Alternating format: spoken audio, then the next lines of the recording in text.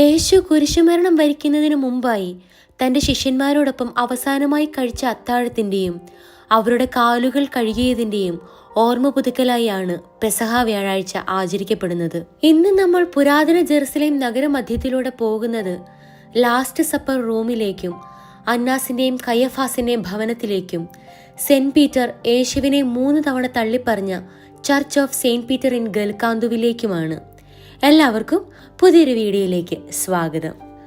വ്യത്യസ്ത കാലഘട്ടങ്ങളിൽ നഗരമതിലുകൾക്ക് വ്യത്യസ്ത രൂപരേഖകൾ ഉണ്ടായിരുന്നു. കൂടാതെ വ്യത്യസ്ത കവാടങ്ങളും ഉണ്ടായിരുന്നു. പഴയ ജെറുസലേം നഗരത്തിന്റെ ഇപ്പോഴത്തെ മതിലുകൾ 1533 1540 ഇടയിൽ ഓട്ടമൻ സുൽത്താൻ സുലൈമാൻ ദ മാഗ്നിഫിഷ്യന്റിന്റെ ഉത്തരവനുസരിച്ച് നിർമ്മിച്ചതാണ്. അദ്ദേഹം 7 കവാടങ്ങൾ നൽകി. 6 പുതിയ കവാടങ്ങൾ നിർമ്മിക്കപ്പെട്ടു. പഴയതും മുമ്പ് അടച്ചിരുന്നതുമായ ഗോൾഡൻ ഗേറ്റ് വീണ്ടും തുറന്നു. സുലൈമാന്റെ കാലത്തെ 7 കവാടങ്ങൾ ഘടികാര ദിശയിലായിരുന്നു. 7 കവാടങ്ങളിലെ ഒരു കവാടത്തിലൂടെയാണ് നമ്മൾ ലാസ്റ്റ് സപ്പർ റൂമിലേക്ക് പോകുന്നത്. അതാണ് സയൺ ഗേറ്റ്. സയൺ ഗേറ്റിന്റെ ഉള്ളിലൂടെ പ്രവേശിച്ചാൽ ഡോർമിഷൻ ആബിയിലേക്കും ദാവീദ് രാജാവിന്റെ ടോംബിലേക്കും ലാസ്റ്റ് സപ്പർ റൂമിലേക്കും എത്തിച്ചേരാവുന്നതാണ്. ദാവീദ് രാജാവിന്റെ ശവകുടീരത്തിന് മുകളിലായാണ് ലാസ്റ്റ് സപ്പർ റൂം സ്ഥിതി ചെയ്യുന്നത്. ക്രിസ്ത്യൻ പാരമ്പര്യമനുസരിച്ച് യേശുവിന്റെ അവസാന അത്താഴം ഇവിടെ നടന്നിരുന്നതിനാൽ ക്രിസ്തുമതത്തിന്റെ ഏറ്റവും വിശുദ്ധമായ സ്ഥലങ്ങളിൽ ഒന്നായി ഇത് കണക്കാക്കപ്പെടുന്നു. കത്തോലിക്ക ക്രിസ്ത്യൻ ലോകത്ത് ഈ സ്ഥലം സെനാക്കുലം അല്ലെങ്കിൽ ദി സിനാക്കിൾ എന്നാണ് അറിയപ്പെടുന്നത്. ലാറ്റിൻ ഭാഷയിലെ ഡൈനിങ് റൂമിൽ നിന്നാണ് ഇത് ഉരുത്തിരിഞ്ഞത്. യേശു തന്റെ കുരിശുമരണത്തിന്റെ തലേന്ന് ശിഷ്യന്മാരോടൊപ്പം കഴിച്ച പെസഹ ഭക്ഷണത്തിന്റെ ഓർമ്മയാണിത്. ജെറുസലേമിലെ മൗണ്ട് സിയോണിലെ സെനാക്കിൾ മുറിയിലാണ് ആദിമ ക്രിസ്ത്യൻ സഭയിലെ 2 പ്രധാന സംഭവങ്ങൾ അനുസ്മരിക്കുന്നത്. അന്ത്യ അത്താഴവും അപ്പോസ്തലന്മാരുടെ മേലുള്ള പരിശുദ്ധാത്മാവിന്റെ വരവും. യേശു മരിക്കുന്നതിന് തൊട്ടു മുമ്പുള്ള രാത്രിയിൽ തന്റെ അപ്പോസ്തലന്മാരുമായി പങ്കിട്ട ഭക്ഷണമായിരുന്നു അന്ത്യ അത്താഴം. ഈ ഭക്ഷണത്തിനിടയിലാണ് യേശു ദിവ്യകാരുണ്യ ശുശ്രൂഷ സ്ഥാപിച്ചത് എന്ന് വിശ്വസിക്കപ്പെടുന്നു. പെന്തക്കുസ്താ ദിനത്തിൽ പരിശുദ്ധാത്മാവിന്റെ ആഗമനം ക്രിസ്തീയ സഭയുടെ ജനനത്തെ അടയാളപ്പെടുത്തുന്നു. കുരിശുയുദ്ധക്കാരുടെ കാലഘട്ടത്തിലെ വാസ്തുവിദ്യ വിശദാംശങ്ങളിൽ തെക്കു പടിഞ്ഞാറൻ മൂലയിൽ ഒരു കൽ മേലാപ്പിനെ പിന്തുണയ്ക്കുന്ന ഒരു നേർത്ത മാർബിൾ സ്തംഭമുണ്ട്. സ്തംഭത്തിന്റെ മുകളിലത്തെ തലസ്ഥാനത്ത് കൊത്തിയെടുത്തിരിക്കുന്നത് 2 കുഞ്ഞു പെലിക്കണുകളാണ്. തന്റെ അമ്മയുടെ മാറിടത്തിൽ നിന്നും അവ രക്തം വലിച്ചെടുത്തു കുടിക്കുന്നു. ഇത് മനുഷ്യരാശിയുടെ രക്ഷയ്ക്കായി ക്രിസ്തു തന്റെ രക്തം നൽകുന്നതിന്റെ പ്രതീകമാണ്. 16-ാം നൂറ്റാണ്ടിൽ തുർക്കികൾ ജെറുസലേം പിടിച്ചടക്കിയതിനു ശേഷം പ്രവാചകനായ ദാവീദിന്റെ സ്മരണയ്ക്കായി ഈ മുറി ഒരു പള്ളിയാക്കി മാറ്റി. അതിന്റെ മിഹ്റാബും, അതായത് മക്കയുടെ ദിശ സൂചിപ്പിക്കുന്ന ഒരു മാടം, അറബി ലിഖിതത്തിലുള്ള സ്റ്റെയിൻ ഗ്ലാസ് ജനാലകളും ഇവിടെ അവശേഷിക്കുന്നു. ക്രിസ്തീയ ദൈവശാസ്ത്രത്തിലെ ഏറ്റവും പ്രധാനപ്പെട്ട സംഭവങ്ങളിൽ ഒന്നാണ് അന്ത്യ അത്താഴം. പെസഹ തലേന്ന് ആചാരപരമായ ഭക്ഷണത്തിനായി യേശുവും ശിഷ്യന്മാരും എങ്ങനെ ഒത്തുകൂടിയതെന്ന് സുവിശേഷങ്ങൾ രേഖപ്പെടുത്തുന്നു. ആ പെരുന്നാളിനിടെ പുളിപ്പില്ലാത്ത അപ്പം ഉയർത്തിപ്പിടിച്ചുകൊണ്ട് യേശു പ്രഖ്യാപിച്ചു, എടുത്തു ഭക്ഷിക്കൂ, ഇതെന്റെ ശരീരമാണ്. പിന്നീട് വീഞ്ഞു കുടിക്കുമ്പോൾ ഇതെന്റെ രക്തമാണെന്ന് ഈശോ കൂട്ടിച്ചേർത്തു. കത്തോലിക്ക ആരാധനാക്രമത്തിലെ പ്രാഥമിക കൂദാശങ്ങളിൽ ഒന്നായ കുർബാനയുടെ അടിസ്ഥാനം ഈ പുണ്യ സംഭവമാണ്. അപ്പർ റൂമിൽ നിന്നും താഴേക്കുള്ള പടികൾ ദാവീദ് രാജാവിന്റെ ശവകുടീരത്തിലേക്കുള്ള വഴിയിലേക്ക് നയിക്കുന്നു. ഈ മരം ജോൺ പോൾ 2 മാർപ്പാപ്പ സമ്മാനമായി നൽകിയതാണ്. 3 കടപുഴകി നിൽക്കുന്ന ഈ ഒലിവ് മരം 3 മതങ്ങളെയും പ്രതീകപ്പെടുത്തുന്നു. ഗോതമ്പിന്റെയും മുന്തിരിവള്ളിയുടെയും തണ്ടും അന്ത്യത്താഴത്തിൽ കഴിച്ച വീഞ്ഞും അപ്പവും പ്രതിനിധീകരിക്കുന്നു. ക്രൂശിക്കപ്പെടുന്നതിന് മുമ്പ് യേശു തന്റെ അവസാന ഭക്ഷണം ആഘോഷിച്ചത് ഇവിടെയാണെന്ന് വിശ്വസിക്കപ്പെടുന്നു. അപ്പർ റൂമിന് താഴെയായി, അതായത് ലാസ്റ്റ് സപ്പർ റൂമിന് താഴെയായി ദാവീദ് രാജാവിന്റെ ശവകുടീരവും നിലകൊള്ളുന്നു.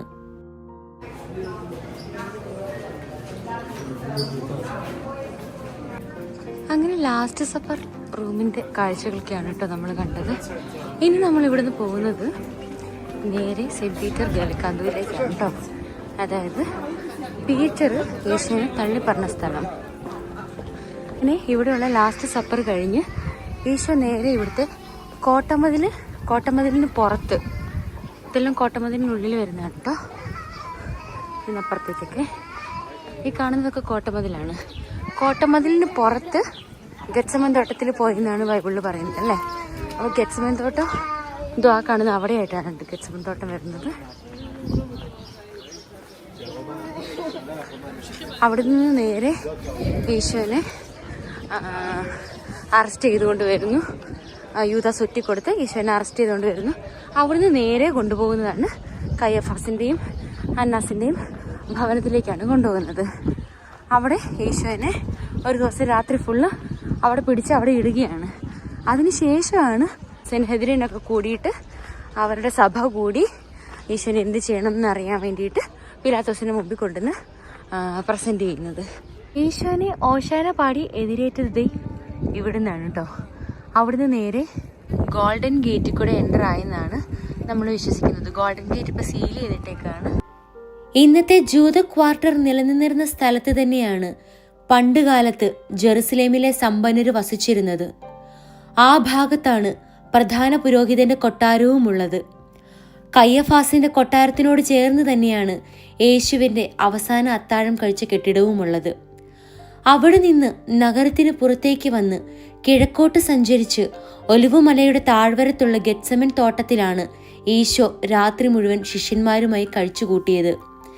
യേശുവിന് അറിയാമായിരുന്നു താമസിയാതെ താൻ റോമൻ പടയാളികളുടെ പിടിയിലാവുമെന്ന്.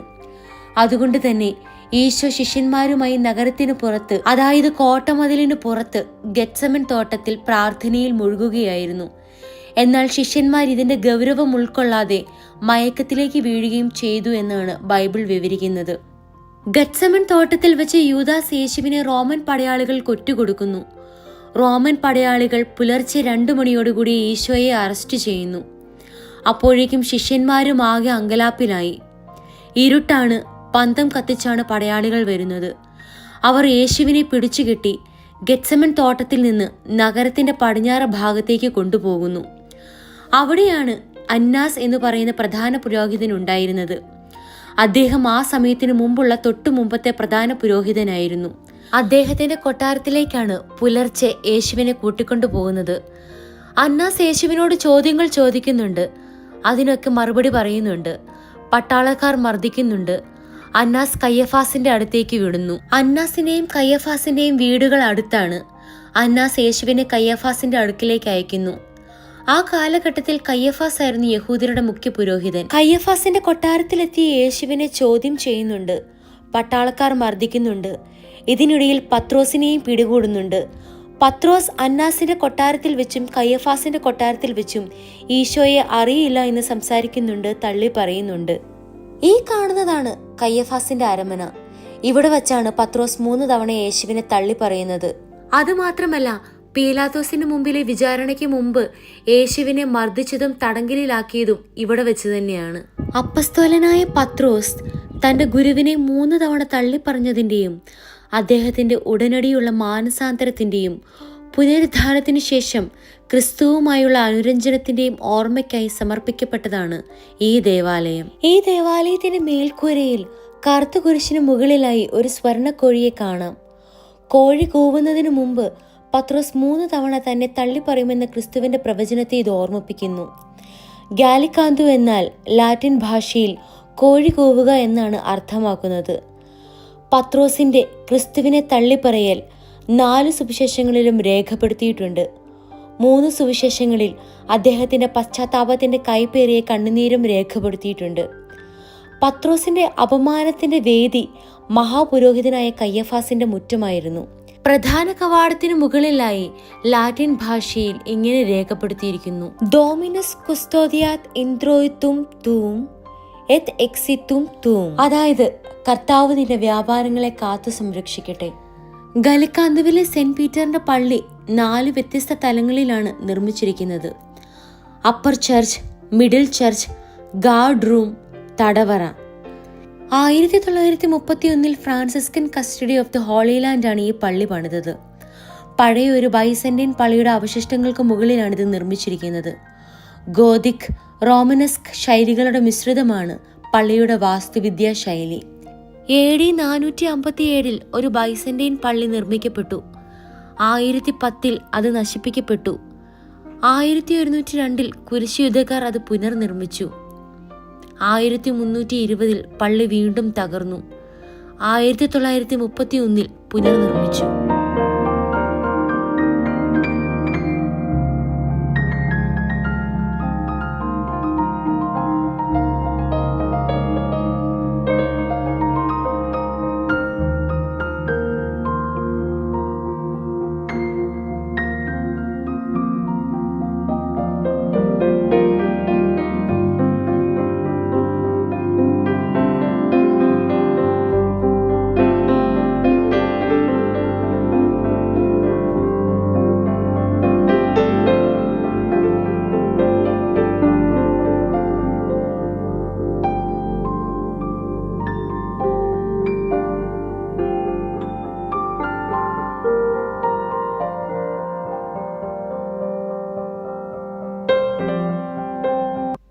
വിശ്വാസവഞ്ചനയ്ക്ക് ശേഷം വേദനയിൽ കഴിയുന്ന വിശുദ്ധ പത്രോസിനെയാണ് നമുക്ക് അൾത്താരയിൽ കാണാൻ സാധിക്കുന്നത്. ഇവിടെ ഗലീലി കടൽ തീരത്ത് വെച്ച് വിശുദ്ധ പത്രോസ് പിന്നീട് യേശുവിനോടുള്ള തന്റെ സ്നേഹം പ്രഖ്യാപിക്കുന്നു. ക്രിസ്തുവിനെ തള്ളിപ്പറഞ്ഞതിനു ശേഷം വിശുദ്ധ പത്രോസ് അവനെ അഭിമുഖീകരിക്കുന്നതാണ് നമുക്ക് ഈ ചിത്രത്തിൽ കാണാൻ സാധിക്കുന്നത്. യേശുവിനെ കയറിൽ കെട്ടിത്തൂക്കിയിട്ടിരിക്കുന്ന ചിത്രമാണ് നമുക്ക് കാണാൻ സാധിക്കുന്നത്. പള്ളിയുടെ അടിത്തറയിൽ നിരവധി ഗുഹകളുണ്ട്. പുരാതന നഗരത്തിലെ വീടുകൾക്കിടയിൽ പാറയിൽ വെട്ടിയെടുത്തതാണിവ. പാരമ്പര്യമനുസരിച്ച് ഈ ഗുഹകളിൽ യേശുവിനെ അറസ്റ്റ് ചെയ്തതിനു ശേഷം തടവിൽ പാർപ്പിച്ച ഒരു ജയിൽ ഉൾപ്പെട്ടിരുന്നു. കുഴിയിലേക്ക് നോക്കുമ്പോൾ നിരവധി കൊത്തുപണികളുള്ള ബൈസന്റൈൻ കുരിശുകൾ നമുക്ക് കാണാം. താഴെയുള്ള ചുവരുകളിൽ കുരിശുകളുടെ അധിക അടയാളങ്ങളും പ്രാർത്ഥിക്കുന്ന രൂപങ്ങളുമുണ്ട്.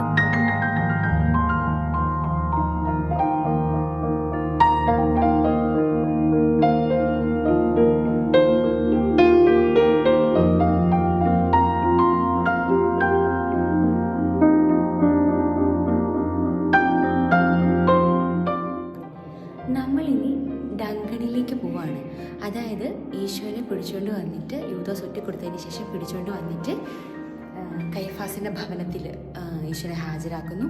അതിനുശേഷം അന്ന് രാത്രിയിൽ ഈശോനെ ഇട്ടൊരു കേവാണ് അടിയിലുള്ളത്, ഡങ്കൻ സെക്രട്ട് പിറ്റ്. നമുക്ക് അവിടെ കൂടെ പോയി കണ്ടിട്ട് വരാം. ഇത് കയ്യഫാസിൻ്റെ വീടിന് താഴെയുള്ള തടവറയാണ്. ഈ തടവറയും അതിനടുത്തുള്ള ഒരു കാവൽ മുറിയും ഒരടുത്തട്ടിൽ നിന്ന് വെട്ടിയെടുത്തതാണ്. ഒരു കൽക്കട്ടയിൽ നിൽക്കുന്ന കാവൽക്കാരന് ഒരു പീപ്പ് ഹാളായി ഗാർഡ് റൂമിൽ നിന്നുള്ള ഒരു ചെറിയ ജനൽ പ്രവർത്തിച്ചിരുന്നു. തടവറയിലേക്കുള്ള ഏക പ്രവേശനം മുകളിൽ നിന്നുള്ള ഒരു തണ്ടിലൂടെ മാത്രമായിരുന്നു. അതിനാൽ തടവുകാരനെ ഒരു കയർ ഹാർനസ് ഉപയോഗിച്ച് താഴ്ത്തി ഉയർത്തുമായിരുന്നു. അത്തരമൊരു ഹാർനസിൽ യേശുവിനെ ചിത്രീകരിക്കുന്ന ഒരു മൊസൈക്ക് പള്ളിയുടെ തെക്കേ ഭിത്തിയിൽ പുറത്തുണ്ട്. മഹാപുരോഹിതന്റെ നേതൃത്വത്തിലുള്ള സാൻഹെദ്രിന്റെ മുമ്പാകെ വ്യാജ വിചാരണയ്ക്ക് ശേഷം പിറ്റേന്ന് ചങ്ങലകളിൽ പീലാത്തോസിന്റെ അടുത്തേക്ക് കൊണ്ടുപോകുന്നതിനു മുമ്പ് ഈ തടവറയിൽ യേശുവിനെ രാത്രി മുഴുവൻ തടവിലാക്കി എന്നാണ് അറിയപ്പെടുന്നത്. കുരിശിൽ തറയ്ക്കപ്പെടുന്നതിന് മുമ്പുള്ള രാത്രിയിൽ യേശു ചെലവഴിച്ച ഈ ഇരുണ്ട സ്ഥലത്തിന് മുകളിലായാണ് പള്ളി സ്ഥിതി ചെയ്യുന്നത്. ഈ ശാന്തമായ സ്ഥലം ക്രിസ്തുവിന്റെ ജയിൽ എന്നറിയപ്പെടുന്നു. വാസ്തവത്തിൽ ഇതൊരു ജയിൽ മുറി ആയിരുന്നില്ല, മറിച്ച് നിലത്തുകൂടെയുള്ള ഒരു ആഴത്തിലുള്ള ദ്വാരമായിരുന്നു. അതിനാൽ ഇതൊരു തടവറയും വളരെ മലിനമായ ഒരു സ്ഥലവുമായിരുന്നു. അർദ്ധരാത്രി കഴിഞ്ഞപ്പോഴേക്കും കയ്യഫാസിന്റെ വീടിന് താഴെയുള്ള ഭൂഗർഭ തടവറയിൽ യേശുവിനെ അടയ്ക്കാൻ മുഴുവൻ കൗൺസിലും തീരുമാനിക്കുന്നു. അശുദ്ധിയും ദുർഗന്ധവും കൊണ്ട് നിറഞ്ഞ ഈ ജയിൽ എല്ലാ മനുഷ്യദയയ്ക്കും യോഗ്യമല്ലാതായി. ഇന്ന് നമ്മൾ പവിത്രമായ കുഴി എന്ന് വിളിക്കുന്നിടത്തേക്ക് അക്കാലത്ത് പ്രവേശിക്കാനും പുറത്തു കടക്കുവാനുമുള്ള ഏക മാർഗം തറയിലൂടെയുള്ള ഈ മുകളിൽ കാണുന്ന ഈ ദ്വാരം മാത്രമായിരുന്നു. ഇന്ന് തീർത്ഥാടകരുടെ സൗകര്യാർത്ഥം ഒരു ഗോവണി കൽഭിത്തിയിലൂടെ വെട്ടി വെളിച്ചം ഇതിനുള്ളിലേക്ക് ഒരുക്കിയിട്ടുണ്ട്. ഇതെല്ലാം പശ്ചാത്തലമായി വെച്ചാൽ കയ്യഫാസിന്റെ വീടിന്റെ മുറ്റത്ത് പത്രോസ് 3 തവണ കർത്താവിനെ തള്ളിപ്പറഞ്ഞതിന്റെ വിരോധാഭാസം നമുക്ക് മറക്കാൻ കഴിയില്ല. ഗലിക്കാന്തുവിലെ വിശുദ്ധ പത്രോസിന്റെ പള്ളി ഇന്ന് മനുഷ്യ ബലഹീനതയുടെ ഒരു ഉചിതമായ സ്മാരകമായി മാത്രമല്ല നിലകൊള്ളുന്നത്. നമ്മുടെ മരിക്കാത്ത വിശ്വാസത്തെക്കുറിച്ച് വീമ്പിളക്കാൻ വളരെ വേഗം കർത്താവിനെ തള്ളിപ്പറയുന്നതിലെ നമ്മുടെ നാണക്കേടിനെ അടയാളപ്പെടുത്തുന്ന കോഴിയുടെ പ്രതീകമാണ്. അതിലും പ്രധാനമായി ആരാധനയ്ക്കുള്ളൊരു മഹത്തായ സ്ഥലമാണിത്. മനുഷ്യന്റെ ബലഹീനതയ്ക്കും പാപത്തിനു മേലുള്ള ദൈവകൃപയുടെ ശക്തമായ ഓർമ്മപ്പെടുത്തലായി ഇത് നിലകൊള്ളുന്നു. കാരണം കോഴി കൂവുന്നത് കേട്ടപ്പോൾ പത്രോസ് പുറത്തുപോയി അതിദുഃഖത്തോടെ കരഞ്ഞു. യേശുവിന്റെ സ്നേഹനിർഭരമായ നോട്ടത്തോടെ പത്രോസിന്റെ അപമാനത്തിന്റെ സ്ഥലം ദിവ്യകൃപ ഒഴുകുന്ന സ്ഥലമായി മാറി. നമ്മൾ ഈ കാണുന്നത് റോമൻ ബൈസന്റൈൻ കാലഘട്ടങ്ങളുടെ അവശിഷ്ടങ്ങളാണ്. പുരാതന കാലത്ത് സിയോൺ പർവ്വതത്തിൽ നിന്ന് കിദ്രോൻ താഴ്വരയിലേക്ക് ഇറങ്ങേണ്ടിയിരുന്ന പടികളാണ് ഈ കാണുന്നത്. ക്രിസ്തുവിന്റെ കാലത്ത് ഈ കൽപ്പടവുകൾ തീർച്ചയായും ഉപയോഗത്തിലുണ്ടായിരുന്നു. അറസ്റ്റ് ചെയ്യപ്പെട്ട വൈകുന്നേരം അന്ത്യ അത്താഴത്തിൽ നിന്ന് ഗത്സമനിലേക്കുള്ള യാത്രാമധ്യേ ശിഷ്യന്മാരോടൊപ്പം യേശു ഈ വഴി ഇറങ്ങിയിരിക്കാമെന്നാണ് അനുമാനം. കയ്യഫാസിന്റെ വീട് ഇപ്പോഴത്തെ പള്ളിയേക്കാൾ സിയോൻ പർവ്വതത്തിന് മുകളിലായിരുന്നു സ്ഥിതി ചെയ്യുന്നു എങ്കിൽ പോലും ഈ വഴിയിലൂടെയാണ് യേശുവിനെ മഹാപുരോഹിതന്റെ വീട്ടിലേക്ക് കാവൽനടയായി കൊണ്ടുവന്നിരുന്നത്. ഈ വിശുദ്ധ പടികൾ ഇപ്പോഴൊരു ഗ്രിഡ് ഉപയോഗിച്ച് സംരക്ഷിക്കപ്പെട്ടിരിക്കുന്നു. മറ്റൊരു പടികൾ തീർത്ഥാടകർക്ക് മുഴുവൻ സമാന്തര പ്രവേശനവും നൽകുന്നു. 1907 വിശുദ്ധ പടികൾക്ക് വടക്കു ഭാഗത്ത് നടത്തിയ ഖനനത്തിൽ മൊസൈക്കുകൾ കൊണ്ട് അലങ്കരിച്ച ശവകുടീരവും കണ്ടെത്തി. പള്ളിയുടെ മുറ്റത്തായി പത്രോസിനെയും മുകളിൽ ഒരു കോഴിയെയും വേലക്കാരിയെയും റോമൻ പട്ടാളക്കാരെയും നമുക്ക് കാണാൻ സാധിക്കും. ഇത് യേശുവിനെ തള്ളിപ്പറഞ്ഞ സംഭവങ്ങൾ വിവരിക്കുന്ന ഒരു പ്രതിമയാണ്. ലൂക്കോസിന്റെ സുവിശേഷത്തിൽ വേലക്കാരി പെൺകുട്ടി ഇവൻ അവനോടുകൂടി ഉണ്ടായിരുന്നു എന്ന് പറയുന്നുണ്ട്. പരിഭ്രാന്തിയോടെ പത്രോസ് അത് നിഷേധിച്ചു. സ്ത്രീയെ, എനിക്കവനെ അറിയില്ല. അന്ത്യ അത്താഴത്തിനു ശേഷം യേശു ശിഷ്യന്മാരോടൊപ്പം കിദ്രോൻ താഴ്വര കടക്കുന്ന ചിത്രമാണ് നമുക്കിവിടെ കാണാൻ സാധിക്കുന്നത്. ക്രിസ്തുവിനെ മഹാപുരോഹിതന്റെ അടുത്തേക്ക് കൊണ്ടുപോകുന്നത് കാണിക്കുന്ന ബേസ് റിലീഫാണിത്. ധാരാളം വിനോദസഞ്ചാരികളെ കൊണ്ട് കയ്യഫാസിന്റെ വീടിന്റെ മുറ്റം നിറഞ്ഞിരിക്കുന്നത് നമുക്ക് കാണാം. ഇന്ന് ഒരു പെസഹ വ്യാഴാഴ്ചയാണ്. ഈ പെസഹ വ്യാഴാഴ്ചയാണ് ഇതെല്ലാം ഞാൻ ഷൂട്ട് ചെയ്യുന്നത്. ഈ കറുത്ത കളറിലെ താഴികക്കുടം ഇല്ലേ, ഈ താഴികക്കുടമാണ് അൽ അക്സ മോസ്ക്. അതിനുശേഷം ഈ സ്വർണ്ണ നിറത്തിലുള്ള താഴികക്കുടത്തിൽ കാണുന്നതാണ് Dome of the Rock. Saint Peter Gallicantu പള്ളിയുടെ വടക്കുവശത്ത് ബൈസന്റൈൻ നഗരത്തിന്റെ ഒരു മാതൃകയുണ്ട്. മധ്യഭാഗത്തായി ലയൺസ് ഗേറ്റും ഇടതുവശത്തായി ടെമ്പിൾ മൗണ്ടും അതിനു പിന്നിലായി ഡൊളോറോസ വഴിയും നമുക്ക് കാണാം. അതുകൂടാതെ മധ്യഭാഗത്ത് കാർഡോ മാക്സിമിൽ സ്ഥിതി ചെയ്യുന്ന ഹോളി സെപ്പൾക്കർ പള്ളിയും നമുക്ക് കാണാം. ഈ കാണുന്നതാണ് നമ്മുടെ ഹക്കൽ ഡാമ. അതായത് യൂദാസ് ഒത്തി കൊടുത്തതിന് ശേഷം കിട്ടിയ നാണയം ഈ പറമ്പിലേക്ക് വലിച്ചെറിഞ്ഞു എന്നാണ് അറിയപ്പെടുന്നത്. സോ അവിടെ രക്തത്തിന് ഭവനമായിട്ട് മാറിയെന്ന് പറഞ്ഞു ഹക്കൽ ഡാമയും അവിടെയുള്ളൊരു ചെറിയ മൊണാസ്ട്രിയാണ് ഈ കാണുന്നത്. ഇതാണ് ഹക്കൽ ഡാമ.